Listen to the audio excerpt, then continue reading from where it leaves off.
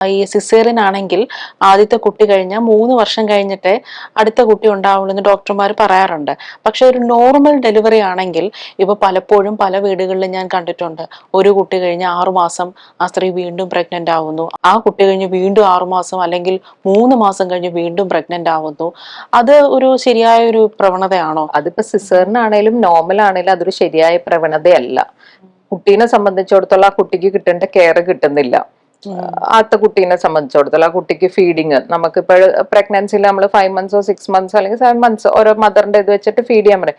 എങ്കിൽ at least next baby വന്നു കഴിയുമ്പോൾ പിന്നെ നമുക്ക് മറ്റേ ബേബിനെ ഫീഡ് ചെയ്യാൻ അങ്ങനെ ചിലരൊക്കെ പറയും രണ്ടുപേരും ഒരുമിച്ച് ഫീഡ് ചെയ്യാം. അതൊന്നും അത്ര എളുപ്പമുള്ള കാര്യമല്ല.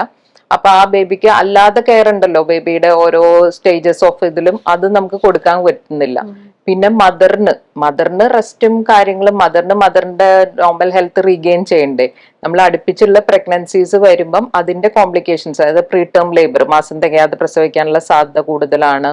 കുഞ്ഞിന് ഗ്രോത്ത് കുറയാനുള്ള, ലോ ബർത്ത് വെയിറ്റ് ബേബീസ് വരാനുള്ള സാധ്യത കൂടുതലാണ്. മദറിന് ഹിമോഗ്ലോബിൻ ലെവൽ കുറയാനുള്ള സാധ്യത കുറവുണ്ട്. ഇങ്ങനത്തെ എല്ലാം കോംപ്ലിക്കേഷൻസ് ഉണ്ട്. അപ്പൊ ഈ സിസേറിനാണേലും നോർമൽ ഡെലിവറി ആണേലും ഭയങ്കര അടുപ്പിച്ചുള്ള പ്രഗ്നൻസീസ് നല്ലതല്ല, മദറിനും ബേബിക്കും നല്ലതല്ല.